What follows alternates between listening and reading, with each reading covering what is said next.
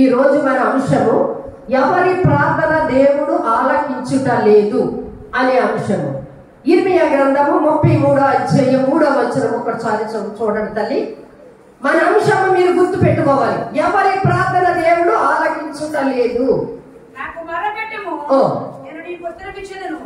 నీకు గ్రహింపలేని గొప్ప సంగతులను, ఓడమైన సంగతులను నీకు తెలియజేతును. చాలు తల్లి.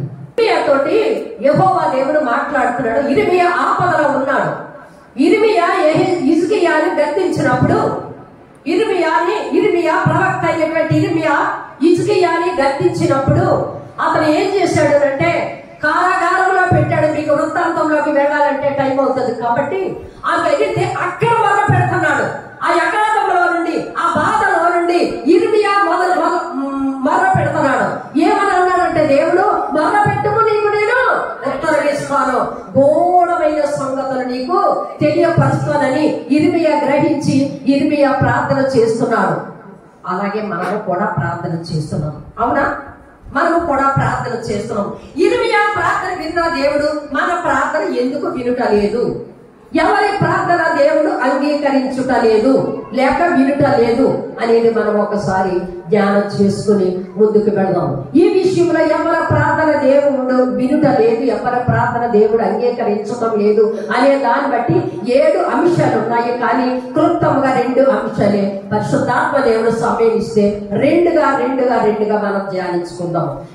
మరి ఇర్మియా దేవుడు మాట్లాడాడు, నువ్వు మొర్ర పెట్టుము, నీకు ఉత్తరం ఇస్తాను, నీకు ఘోరమైన సంగతులు నీకు తెలియపరుస్తాను, నీ బాధలు నేను తీరుస్తాను అని ఇర్మియాతో మాట్లాడి దేవుడు మనతో కూడా మాట్లాడుతున్నారు. మరి ఇర్మియా ప్రార్థన విన్న దేవుడు మన ప్రార్థన ఎందుకు వినటం లేదు? ఒక్కసారి 102వ కీర్తన 17వ అధ్యాయం వచనం ఒకసారి చూడండి తల్లి. దరిద్రుల ప్రార్థన నిరాకరింపక వారి ప్రార్థన వైపు తిరిగి ఉన్నాడు.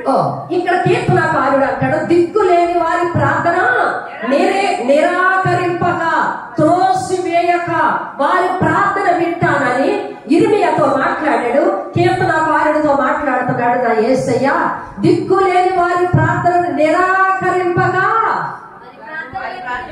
వారు ప్రార్థన వైపు తిరుగుతానని మరి దావీదుతో మాట్లాడుతున్నాడు. అవునా? ఇది దేవుడిచ్చినటువంటి వాగ్దానము.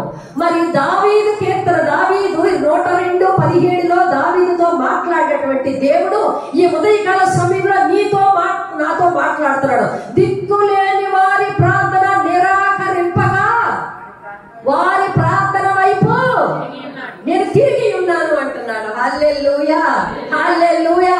దిక్కులేని వారు మొర్ర పెట్టగా దేవుడు ఆలకిస్తాడట.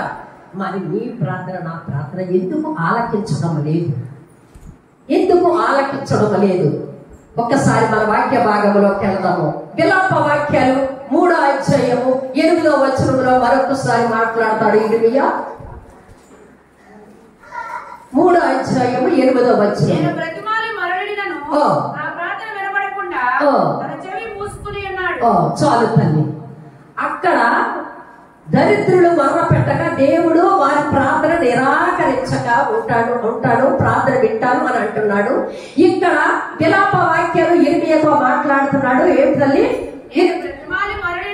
నేను బ్రతిమాలి మొరలిడినను నా ప్రార్థన వినకుండా ఆయన చెవులు మూసుకుంటున్నాడట. విశ్వాసి పరిశుద్ధులు ప్రార్థన చేస్తున్నప్పుడు ఆయన ఎందుకు చెవులు మూసుకుంటున్నాడు? ఇది మన అంశం. వింటున్నారా? నేను ప్రార్థన చేస్తున్నాను, నెలలు చేస్తున్నాను, సంవత్సరాల కొద్ది మొర్ర పెడుతున్నాను, కానీ నా మొర్ర ఆలకించలేదు. నా ప్రార్థన విని నా దేవుడు నా బిడ్డల్ని స్థిరపరచడం లేదు అని బాధపడుతున్నటువంటి నీవు నేను వారి ప్రార్థనట వినకుండా ఏం చేస్తాడట? చెవులు మూసుకుంటాడట. అంటే చెవులు మూసుకుంటున్నాడు అంటే నీ ప్రార్థన ఎలాగుందో దేవుడికి అంగీకారంగా ఉందో లేదో ఒక్కసారి మనం చూద్దామా? ఒక్కసారి మనం లేఖన భాగంలో చూద్దాం. కీర్తనకారుడితో మాట్లాడుతున్నాడు. మరి దేవుడు ప్రతి ఒక్కరూ ప్రార్థన వింటారని మాట్లాడుతున్నాడు. ఇక్కడ విలాప వాక్యాలు ఇర్మియా ద్వారా మాట్లాడుతున్నాడు. వారి ప్రార్థన వినకుండా ఏం చేస్తాడట? చెవులు మూసుకుని ఉంటాడట. మరి ఇర్మియాతో ఎలా మాట్లాడాడు కదా అమ్మగారు. మరి మన ప్రార్థన ఎందుకు వింటం లేదు, చెవులు ఎందుకు మూసుకుంటున్నాడు అని మనం అంటే, ఎన్నిసార్లు నువ్వు ప్రార్థన చేసినా, నీ ప్రార్థనలో నెలల తరబడి నువ్వు ప్రార్థన చేసినా నీ ప్రార్థనలో స్పష్టత లేదు. ఏమి లేదు మన ప్రార్థనలో, స్పష్టత లేదు, హృదయంలో ఏదో ఉంటుంది. బయటకు అందరూ చేస్తున్నారు కాబట్టి, దేవుడికి ఎంతో ప్రార్థన పరుల్లాగా ఉండాలి కాబట్టి మనం ప్రార్థన చేస్తున్నాం. కాబట్టి ఆ ప్రార్థన నీకు ప్రతిష్టత లేనటువంటి ప్రార్థన, నీ ప్రార్థనలో ఒక ప్రతిష్టత లేదు, ఒక సమర్పణ లేదు, ఒక తగ్గింపు గుణం లేదు, ఒక మరి దేవుడికి సమర్పించుకునే స్థితి నీలో నాలో లేదు. కాబట్టి నీ ప్రార్థన అంగీకరించకుండా ఏం చేస్తున్నాడట? చెవులు మూసుకుని ఉంటున్నాడట. హల్లెలూయా. వాక్యము చెబుతూ ఉంటాడు కదా ప్రియ సంగమా. వాక్యం అంటే జ్ఞానం ఉంచాలి. ఏమి చెబుతున్నారో వాక్యమందు లక్ష్యం ఉంచాలి. వాక్యమందు ఎప్పుడైతే లక్ష్యం ఉంచేవో ఆ వాక్యము మనలో పనిచేసి గొప్ప ఘోరమైన సంగతులు తెలియపరుచుకునే అంత ప్రార్థనలోకి మనం నడిపించినప్పుడు దేవుడు మన ప్రార్థన వింటాడు. హల్లెలూయా. నీ ప్రార్థన వినకపోవడానికి గల కారణము నీ ప్రార్థనలో ప్రతిష్టత లేదు, సమర్పించుకునే స్థితి లేదు. అపోస్తుల కార్యాలు 10వ అధ్యాయం 44వ వచనం చూడండి ఒకసారి. ఈ మాటలు ఇంకా చెప్పుచుండగా అతని బోధ వినిన వారందరి మీదకి పరిశుద్ధాత్మ దిగెను. చాలు తల్లి, వాక్యము వింటుండగానే నీలో గొప్ప కార్యము జరిగిపోవాలి. అర్థమైందా? ఇక్కడ ఈ వచ్చిన పౌలు గారు మాట్లాడుతూ పేతురు ఆది అపోస్తుల కార్యాలు 10:44లో పేతురు బోధించుచుండగానే, పేతురు వాక్యము చెప్తూ ఉంటుండగానే, పేతురు ఇంకా మాట్లాడుతూ ఉంటుండగానే ఆత్మ వాళ్ళలో పనిచేస్తున్నాడు. హల్లెలూయా, హల్లెలూయా. దేవుని వాక్యం యాజకుడు నిలబడి మాట్లాడుతూ ఉంటుండగా నీలో వాక్యం పనిచేస్తుందా? మనసులు ఇక్కడే ఉంటాం కానీ మనసు ఎక్కడెక్కడో ఉంటుంది. వాట్సాప్లో ఏమేమి వచ్చేస్తుందో, అతను రమ్మన్నాను వచ్చాడో లేదో, ప్రార్థనకి బిడ్డను రమ్మన్నాను వచ్చాడో లేదో. ప్రతిష్ట లేనటువంటి ప్రార్థన దేవుడు వినడు. నీ వాక్యము బోధకులు చెబుతూ ఉంటుండగానే వాక్యము నీలో పనిచేసేయాలి. అంత ఆత్మతో నువ్వు వినాలి వాక్యము. నువ్వు ఆత్మతో వాక్యం వినాలంటే నువ్వు ఆరాధనలో ఉండాలి. హల్లెలూయా, హల్లెలూయా. నువ్వు సమర్పణ జీవితం లేకుండా, ప్రతిష్టత లేకుండా, ఆరాధనకు ముందుకు రాకుండా ఏ వాక్య జోకులు వేసుకుంటూ నువ్వు ఆరాధనలోకి వచ్చి నిలబడినంత మాత్రాన్ని వాక్యము నీలో పనిచేస్తుందని అనుకుంటున్నామా? ఆశ గల ప్రాణాన్ని తృప్తిపరుస్తుంది.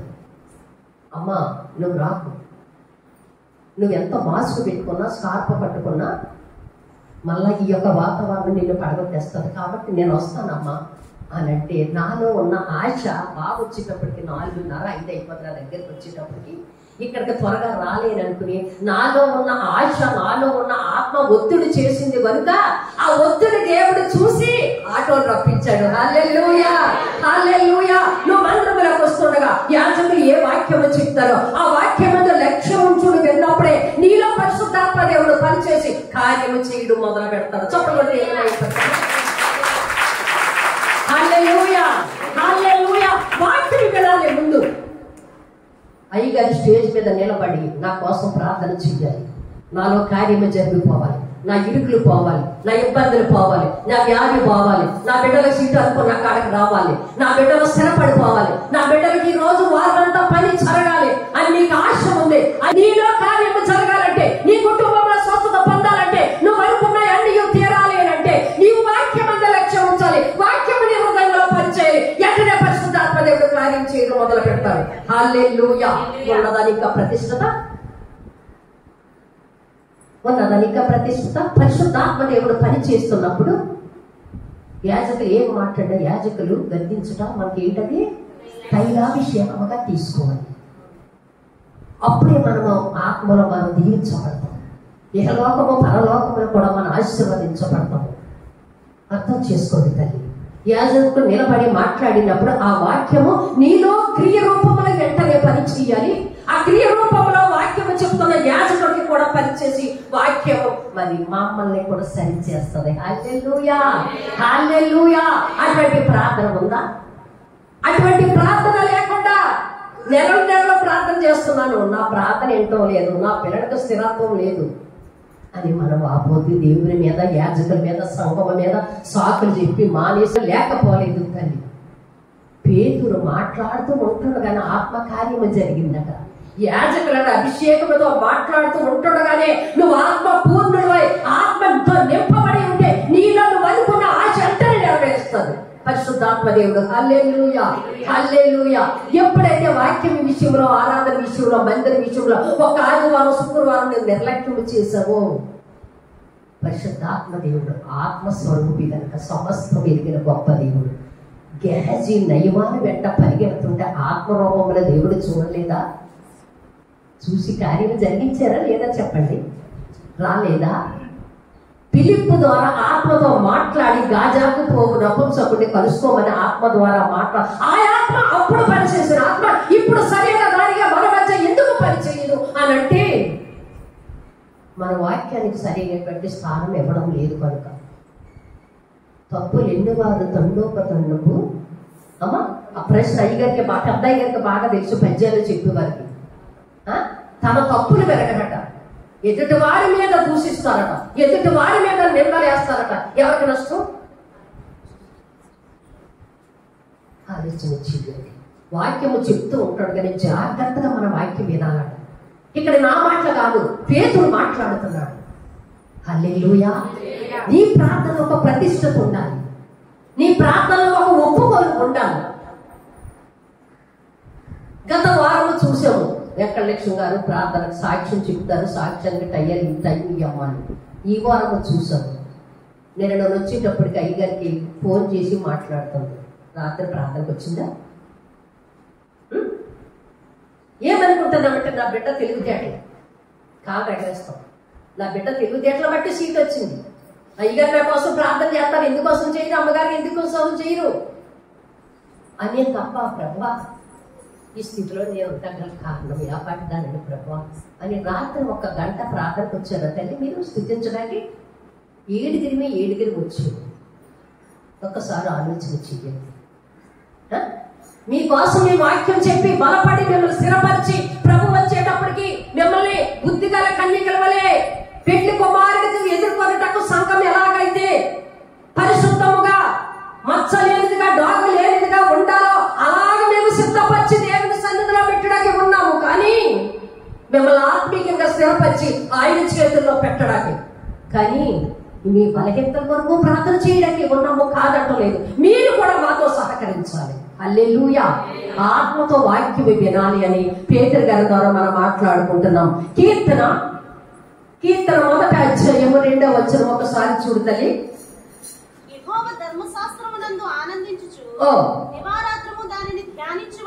చాలు తల్లి. ఇక్కడ కీర్తనకారుడు మాట్లాడతాడు, యెహోవా యందు ధర్మశాస్త్రమును ఆనందించుచు వాక్యము వింటూ వాక్యము చదువుతూ ఆ వాక్యాన్ని ధ్యానించుచుండగా నీలో ఆత్మకార్యము జరుగుతుంది. చదువుతున్నావా వాక్యము? ఇంటిగా వాక్యం అసలు చదువుతున్నావా? ఒక్కసారి మీ గుండెల మీద చేసుకుని చెప్పండి.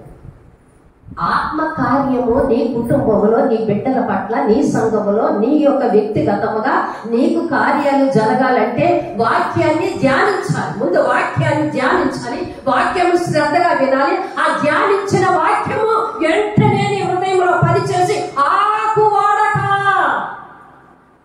తన కాలమును ఫలమిచ్చు చెట్టు వలె నిరంతరము పచ్చగా ఉంటుందట. హల్లెలూయా. వాక్యాన్ని మనం చదవాలి, వాక్యాన్ని మనం ధ్యానించాలి. వచ్చేసేసి ఆరాధన చేసేసి అన్ని కార్యక్రమం ముగించుకుని వెళ్ళిపోయి మరలా జ్ఞాపకం వస్తే ఆదివారం ఆ బైబిల్ తీయడం కాదు తల్లి. అటువంటి వారి ప్రార్థన దేవుడు వింటాడట. వాక్యము నీలోకి రానివ్వాలి. వాక్యము చెప్పేటప్పుడు శ్రద్ధగా వినాలి. నీ ప్రార్థనలో ప్రతిష్టత ఉండాలి. నీ వాక్యము నిత్యము ధ్యానించుతూ ఉండాలి. అప్పుడు నీ ప్రార్థన దేవుడు వింటాడట. హల్లెలూయా, హల్లెలూయా. నా ప్రార్థన వినలేదు, నా ప్రార్థన ఎందుకు వింటం లేదు అని నువ్వు తల్ల కిందలో తపస్సు చేస్తున్న నీ ప్రార్థన, నా ప్రార్థన దేవుడు వినడు. నీవు ధ్యానించాలి వాక్యాన్ని, దివారాత్రులు దాన్ని ధ్యానించాలి అని మాట్లాడుతున్నాడు. ధర్మశాస్త్రం అనగా వాక్యం.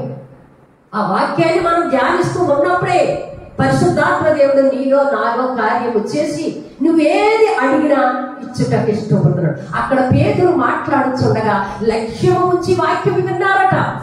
వాళ్ళ లోకాన్ని మర్చిపోయారు, దేవుని ఆత్మ కలిగి ఉన్నారు. వెంటనే వారు అనుకున్న కార్యాలన్నీ చెయ్యడము ప్రారంభించాడు పరిశుద్ధాత్మ దేవుడు. నువ్వెంతకాలం ప్రార్థనకు వస్తున్నావు, వాక్యం వింటాడుగా కార్యము జరిగిందా? నీ హృదయంలో మార్పు వచ్చిందా? మన హృదయంలో మార్పు రాలేదంటే నా ప్రార్థనలో ప్రతిష్టత లేదు. ప్రతిష్టత కలిగినటువంటి ప్రార్థన చెయ్యాలని పరిశుద్ధాత్మ దేవుడు లూకా సువార్త 11వ అధ్యాయము 28వ వచనం ఒకసారి చూడు తల్లి. అది లూకా సువార్త. ఆయన అవును గాని దేవుని వాక్యమును విని దానిని గైకొని వారు మరీ ధన్యులని చెప్పారు. చాలు తల్లి. ఏం చేయాలంటే ఎవరట ధన్యులు? కానుక ఇచ్చేవారు ధన్యులు కాదట. వాక్యం విని దానిలో గ్రహించిన వారే ధన్యులట. హల్లెలూయా, హల్లెలూయా. గత వారము వాక్యం చెప్పారు. గ్రహించావా? నువ్వు ధన్యుల్లోకి వెళ్ళటానికి తల్లి. అసలు నువ్వు వాక్యం విన్నావా? వాక్యము నీ హృదయంలోకి వెళ్ళనిచ్చావా? మనము ఒక్కసారి ఆలోచన చేయండి. నా ప్రార్థన వింటలేదు, నా ప్రార్థన వింటలేదు. ఇటువంటి వారు ఎంత ప్రార్థన చేసినా దేవుడు వినాడు అని ఖచ్చితంగా చెప్తున్నారు. దేవుని వాక్యము విని దాన్ని గైకొని వారు ధన్యులని పరిశుద్ధాత్మ దేవుడు మాట్లాడుతున్నాడు. యాకోబు పత్రిక 2వ అధ్యాయం 10వ వచనం ఒక్కసారి సహాయం చేయండి తల్లి. ఎవడైనను నువ్వు వాక్యమంతా విని, నువ్వు వాక్యమంతా చదివి, వాక్యమంతా నీ హృదయంలో భద్రపరుచుకుని ఒక్క ఆజ్ఞను పోగొట్టుకుంటే వారు ఎవరు ఏమవుతాడు తల్లి? ఒక ఆజ్ఞగా గై కొనని ఎడలా అపరాధి అగును దేవుని దృష్టిలో. నువ్వు అన్ని చెయ్యొచ్చు.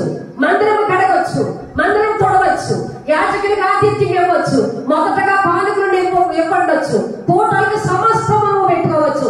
కానీ దేవుని వాక్యము నీలో ఉండకపోయిన ఎడల, ఆయన ధర్మశాస్త్రమును గై కొనని ఎడల నీకు నీ ప్రార్థన, నీ ఆచరణలన్నీ వ్యర్థము అని యాకోబు మాట్లాడుతున్నాడు. హల్లెలూయా. ఎలాగుంది నీ ప్రార్థన జీవితము? ఇప్పుడు ఈ అంశాలన్నీ నీలో నాలో ఉంటే దేవుడు మన ప్రార్థన ఎందుకు వినడు తల్లి? ఎందుకు వినడు? ఒక్కసారి మనం ఆలోచన చేద్దాం. యెషయా గ్రంథము 40వ అధ్యాయము 8వ వచనము. మన ప్రార్థన ఎందుకు వినడు అనే దానికి మీకు వాక్యము ద్వారా రుజువుపరుస్తున్నా.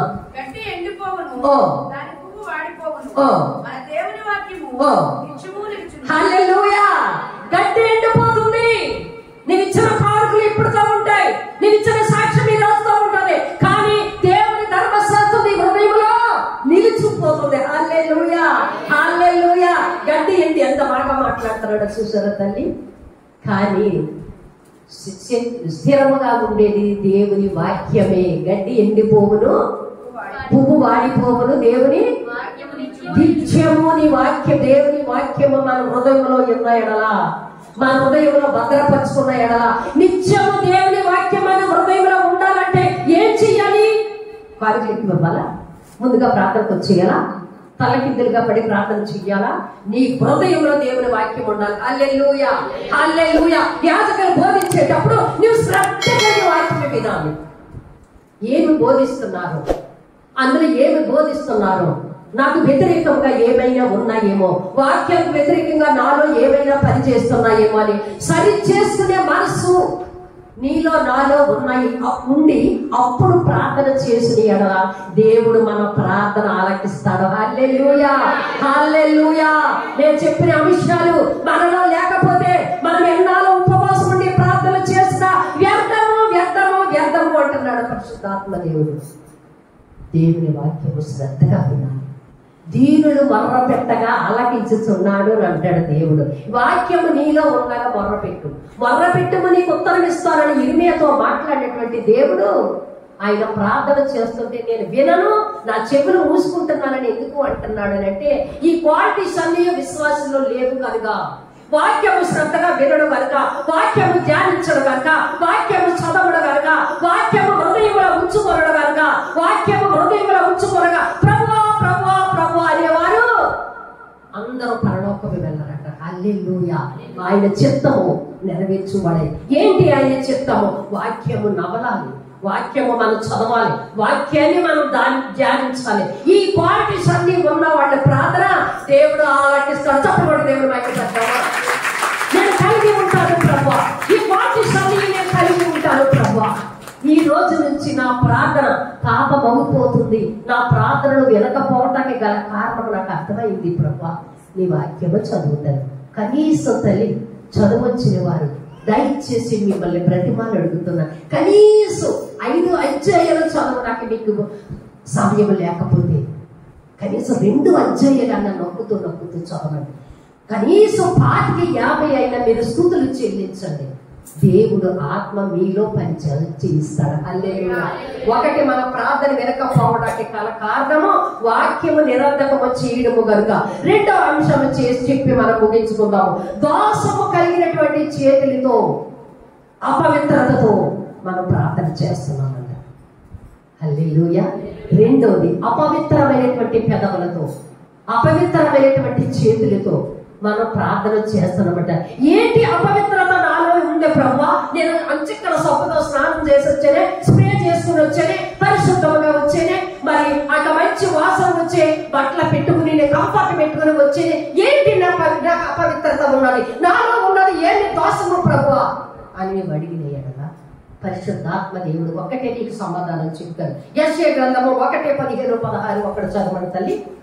యెషయా గ్రంథము 1వ అధ్యాయము 15-16 వచనాలు. మిమ్మును చూడక నా కన్నుల కప్పుకొందును, మీరు బహుగా ప్రార్థన చేసినను నేను వినను. మీ చేతులు రక్తంతో నిండి ఉన్నవి, మిమ్మును కడుగుకొనుడి, శుద్ధి చేసుకొనుడి, మీ దుష్క్రియలు నాకు కనబడకుండా వాటిని తొలగింపుడి. చాలు. ఏమంటున్నాడు? రెండో విషయంలో, అపవిత్రమైనటువంటి చేతులతో, అపవిత్రమైనటువంటి పెదవులతో ప్రార్థన చేస్తున్నట దేవుడంట మన ప్రార్థన వినడట. ఏంటి అపవిత్రత అని యెషయా భక్తుడు మాట్లాడుతున్నాడు. మీరు చేతులు చాచినప్పుడు మిమ్మల్ని చూడగా ఆయన కన్నులు కప్పుకుంటారట. ఎంత దౌర్భాగ్య స్థితి తల్లి! నిన్ను కని, నిన్ను పెంచి ఆకాశమాలకించుమా ఓ భూమి తుదియొద్దుమా, ఆవేదన చివరించును, ఆవేదన చివరించును, సంతాపముతో నిండిన హృదయం ఆకాశమా.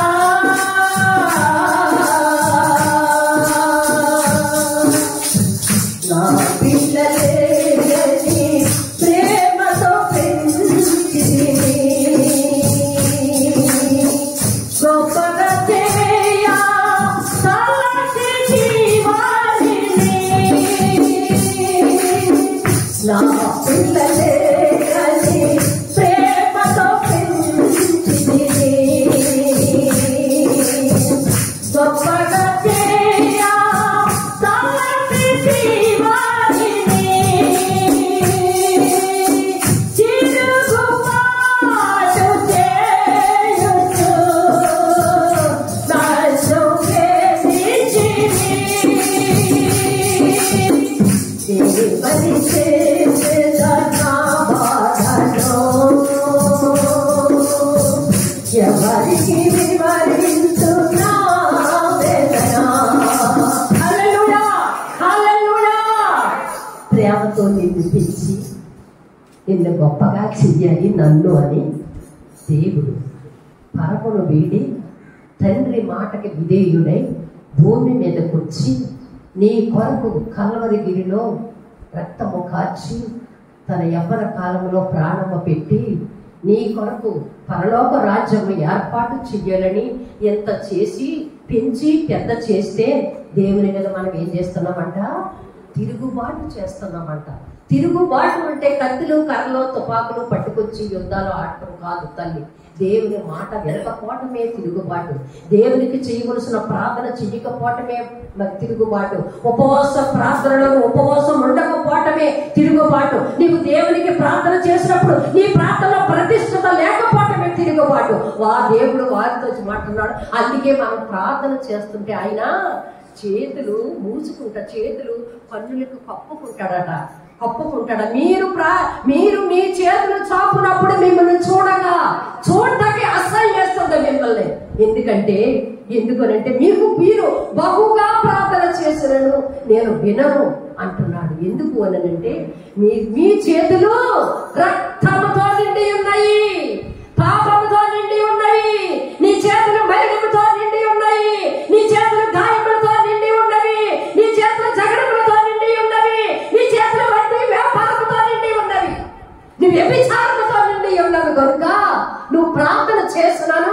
నేను వినక ఏం చేస్తాడట, మనుషులు పప్పు కొట్టుకుంటాడు. కానీ పెంచి పెద్దవాడిని చేస్తే దేవుని మీద తిరుగుబాటు చేస్తుంటే ఎవరికి చెప్పుకోలేక ఆకాశానికి భూమికి చెప్పుకుంటున్నాడు. ఒక్కసారి ఆలోచించి ఏంటి తల్లి, మీకు అర్థమయ్యేలాగా ఒక విషయం చెప్పరా? ఆ రోజుల్లో జీతం తక్కువ, ఖర్చులు ఎక్కువ. మీ అయ్యగారిని చదివించడానికి ఎంఫీలు పిహెచ్డి చేయించడానికి ఎంత ఇబ్బందులు పడ్డామో ఆ దేవునికి మీ అయ్యగారికి నాకు కొన్ని మీ అయ్యగారికి తెలిసింది. అంత కష్టపడి మీకు అర్థమయ్యేలా చెప్తున్నాను, అర్థం చేసుకోండి. ఈ రోజు ఈ స్థానంలో అయ్యగారు ఉన్నారు, రేపు పొద్దున ఈ స్థానంలో నీ తల్లిదండ్రుల విషయంలో నింపు ఉండొచ్చు. అక్కడ ఎవరి కాలంలో ఉన్న బిడ్డలు నింపు నిలబడి ఉండొచ్చు. అక్కడ అంత చదివి వృద్ధాప్యంలో మనకేమి సంపాదించుకోకపోయినా మన బిడ్డలు ఉన్నారు. ఎవరి కాలంలో కన్నాము, వారి కొరకు ప్రయాసపడ్డాము, వారి కొరకు ప్రాణ త్యాగం చేసాము, వాళ్ళు చూస్తారులే అని మేమిద్దరం అనుకుంటూ ఖర్చు పెట్టి వాళ్ళు ప్రయోజకులు చేసాం. బిడ్డలు వృద్ధాప్యం వచ్చింది. జాగ్రత్తగా వినండి. దేవుణ్ణి నేను ఎలాగ గాయపరుస్తున్నాను, నేను ఎందుకు దేవుణ్ణి అపవిత్రమైన చేతులతో బాధ పెడుతున్నాను, అని పవిత్రమైనటువంటి ప్రార్థన లేకుండా ఎందుకు ఉన్నాను అనే దానికి మీలో పంపింపు కలగడానికి నీకు సాదృశ్యం చెప్తున్నాను. వచ్చింది సమయం వచ్చింది. నాన్న కరెంటు బిల్లు కట్టలేదు నాన్న, ఫోన్ బిల్లు కట్టలేదు నాన్న, చాకలను వచ్చి బిల్లు కట్టమంటున్నాడు నాన్న అని అయ్యగారు అడగలేక నన్ను అడగమన్నారు అనుకోండి. మీ అయ్యగారు వేరే యాంగిల్లో సమాధానం ఇచ్చారనుకోండి, ఎవరికి చెప్పుకుంటాం? చెప్పాలి మీరు. ఎవరికి చెప్పుకుంటాం? ఎవరికన్నా కొనుగోలుకి చెప్పుకుంటే ధ్యానం చేస్తారు, చదివించారు కదా అని అంటారు. ఇదే సిచ్యుయేషన్లో నీ యేసయ్య నిలబడి ఉన్నాడు. హల్లెలూయా, హల్లెలూయా. నీ కొరకు ప్రాణం పెట్టారు, నీ కొరకు రక్తము కార్చారు, నీ కొరకు మండు టడ్డలో హేళన చేయబడ్డారు, గడ్డము పెరికి వేయబడ్డారు. నన్ను బట్టి కాదు, నీకు మంచి స్థానం ఇవ్వాలని, నీకు పరలోకం ఇవ్వాలని, ఇవన్నీ విడిచిపెట్టి నేనుండే స్థలంలోకి నీవు రావాలని ఇంత ఆశపడితే తిరుగుబాటు చేసినటువంటి సంఘముతో పరిశుద్ధాత్మ దేవుడు మాట్లాడుతున్నాడు. ఒకసారి ఆలోచన చెయ్యండి తల్లి. ఏంటి తిరుగుబాటు? ఉండమన్న క్రమంలో నువ్వు ఉండకపోవడమే తిరుగుబాటు. నువ్వు చేయవలసినంతగా ప్రార్థన చేయకపోవడమే తిరుగుబాటు. నీ అపవిత్రమైనటువంటి పెదవులతో దేవుడిని ప్రార్థన చేయడమే తిరుగుబాటు. ఒకసారి ఆలోచన చెయ్యండి తల్లి. ఎవరికి చెప్పుకోలేక ఆకాశానికి భూమికి చెప్పుకుని విలపిస్తున్నాడు దేవుడు. విలపించి ఊరుకోడు నా ప్రియ సంగమా. తగిన కాలము సమయం వస్తుంది, తగిన సమయం వస్తుంది, అప్పుడు పడతాడు మన పట్టు. ఎవ్వరికి చెప్పుకోలేము నా ప్రియ సంగమం. మీకు 2 చేతులు జోడించి నేను మనవి చేస్తున్నాను. ఒక యాజకురాలిగా, ఒక తల్లిగా మీరు అర్థం చేసుకొని దేవుని సమయము దేవునికి ఇవ్వండి. అపవిత్రమైనటువంటి పెదవులతో దేవుని ప్రార్థన చేయటం రాకండి. నీ పెదవులు మార్చుకోండి.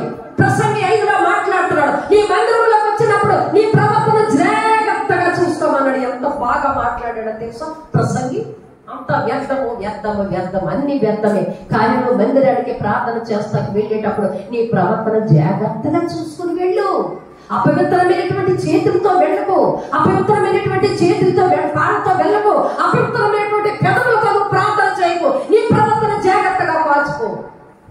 దేవుని తగిన కాలంలో దానికి ప్రతిఫలం ఇస్తారని పరిశుద్ధాత్మ దేవుడు మాట్లాడు. ఇటువంటి వారి ప్రార్థన అంట, మీ చేతులు రక్తముతో మిమ్మల్ని కడుగుకొనడి, మీరు శుద్ధి చేసుకొనడి. దేని ద్వారా మనం శుద్ధి చేసుకుంటాం? దేని ద్వారా మనం సబ్బుతోట, కాస్ట్లీ సబ్బుతోట, దేనితో మరి మనము శుద్ధి చేసుకుంటాము? దేవుని వాక్యము ద్వారానే. దేవుని వాక్యము వినిపించినప్పుడు నీ వాక్యము హృదయానికి తాకనివ్వడం ద్వారానే నీ పెదవులు పరిశుద్ధపరచబడిపోతాయి, నువ్వు నడిచే నడక పరిశుద్ధపరచబడతావు. దేని వల్ల మనం శుద్ధి చేసుకోలేము, దేవుని వాక్యము ద్వారానే మనం శుద్ధి చేసుకోగలము. ఆ వాక్యముని విన్నప్పుడు నీలో ఆత్మ కార్యము జరుగుతుంది. ఇటువంటి వారి ప్రార్థన దేవునికి హేయమట. ఏంటంటే తల్లి, ఒక మంచి మాట్లాడాడు దేవుడు. హేయము, ఇటువంటి ప్రార్థన చేసేవారు నాకు అసహ్యులు, హేయులు అని మాట్లాడుతున్నాడు. ఇంత ప్రాణం పెట్టినటువంటి దేవుడు తగిన కాలంలో నీకు సమయం ఇస్తాడు.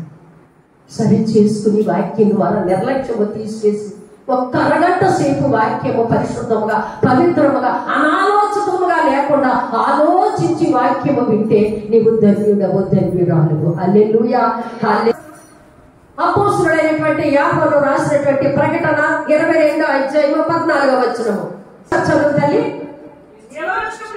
జీవ వృక్షమునకు హక్కుదారులు అవ్వాలి అంటే ఆ గుమ్మములో నీవు నేను ప్రవేశించాలి అంటే, పరలోక ద్వారములోకి మనం ప్రవేశించాలంటే నీ రక్షణ అనే వస్త్రము మనము ఉతుక్కోవాలి. హల్లెలూయా, హల్లెలూయా. ఏముంది ఉతుక్కోవాలి? రిన్ను సబ్బు పెట్టి ఉతుక్కోవాలా, సర్ఫెక్షన్ పెట్టి ఉతుక్కోవాలా అని వాక్య లేఖనం ఏమి కనిపిస్తుందంటే ఆయన వాక్యము ద్వారానే. హల్లెలూయా, హల్లెలూయా. ఆయన వాక్యము ద్వారానే నీ రక్షణ బట్టలకు, నీ రక్షణ వస్త్రములకు పట్టిన బలినము ఉతుకుకోవాలి అంటే ఆయన రక్తధారంలోనే, ఆయన వాక్యము ద్వారానే ఉతుక్కుంటేనే ఆ యొక్క పట్టణములోకి, సియోను పట్టణములకి, పరలోకములోకి నీవు ప్రవేశించగలుగుతావు. హల్లెలూయా, హల్లెలూయా. లేకపోతే ఇంటి వేయబడతాము తల్లి. ఇటు లోకానికి, ఇటు దేవునికి మనము కాకుండా పోతున్నాము అంటే మనం ఎక్కడ ఉంటాము? ఈ పడవ ఆ పడవ మీద అడుగు వేస్తే ఎక్కడ పడిపోతాం? మనం మధ్యకి పడిపోతాం. ఇటు లోకంలో నువ్వు అనుభవించకుండా, ఇటు దేవునితో సహవాసం చేయకుండా నెట్టేటిగా పడిపోతావు. నువ్వేమీ నీకు ప్రయోజనం ఉండదు. నీవు సియోను పట్టణంలో చేరాలంటే నువ్వు హృదయపూర్వకంగా వాక్యం వినాలి, నువ్వు ధర్మశాస్త్రము చదవాలి, నువ్వు ప్రార్థన చేసినప్పుడు నీ పెదవులకి పాపం అంటకుండా ఉండాలి, నీ చేతులు రక్తముతో నిండినవి ఉండకూడదు. అటువంటి ప్రార్థన చేస్తేనే నీవు రక్షణ వస్త్రమును ఉతుక్కోగలదు. ఆ రక్షణ వస్త్రము ఉతుక్కుంటేనే ఆ సియోను పట్టణంలోకి వెళ్ళిన వారు ధన్యులు. హల్లెలూయా, హల్లెలూయా. సామెతలు 30వ అధ్యాయము 12వ వచనము చూసి మనము మోసము చేసుకోకుండా సామెతలు తమ దృష్టికి తాము శుద్ధులై తమ మాలిన్యము నుండి కడగబడిన వారి తరము కలదు.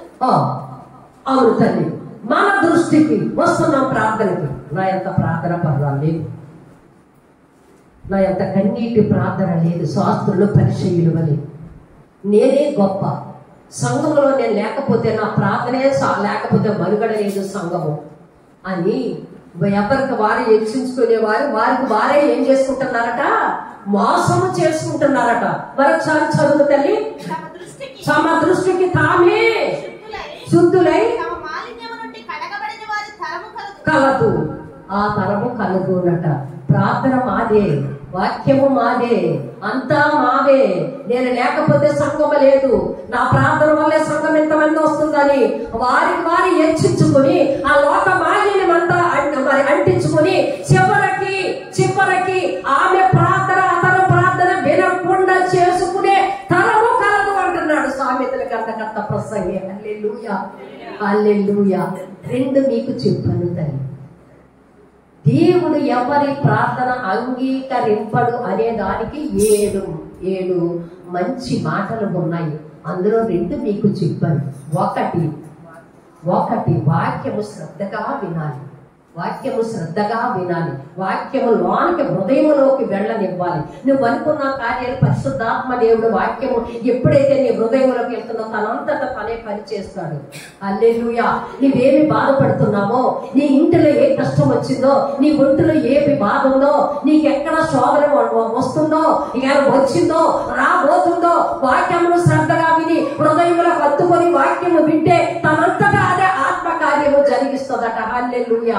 మరి ఒక అంశం మీకు చెప్పాను, దివారాత్రము వాక్యాన్ని మనము ధ్యానించాలట. ఇప్పుడు బైబిల్ తీస్తాము, మళ్ళా 6 వారమే మళ్ళా ముట్టుకుంటాము.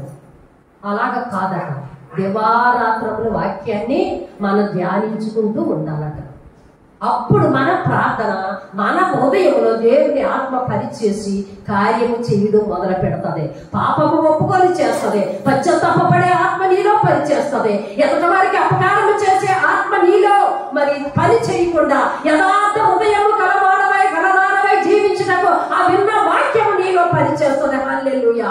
మరి ఒకరు ప్రార్థన చేస్తుంటే ఆ పవిత్రమైనటువంటి ప్రార్థన, మేమే నీతిమంతులము, మా ప్రార్థనే గొప్పది, మా ప్రార్థనే దేవుడు వింటాడు, మేమంటేనే యాజకులకి ఇష్టము, మేమంటేనే చాలా ఇష్టపడుతున్నారు అని వాళ్ళే మోసపరుచుకుంటూ మలినము చేసుకుంటే జనాంగము కూడా సంఘములో సమాజంలో ఉంది. కాబట్టి వాళ్ళిద్దరు ప్రార్థన పరిశుద్ధాత్మ దేవుడు వినడు కాక వినడు అని వాక్యము ద్వారా సెలవిస్తుంది.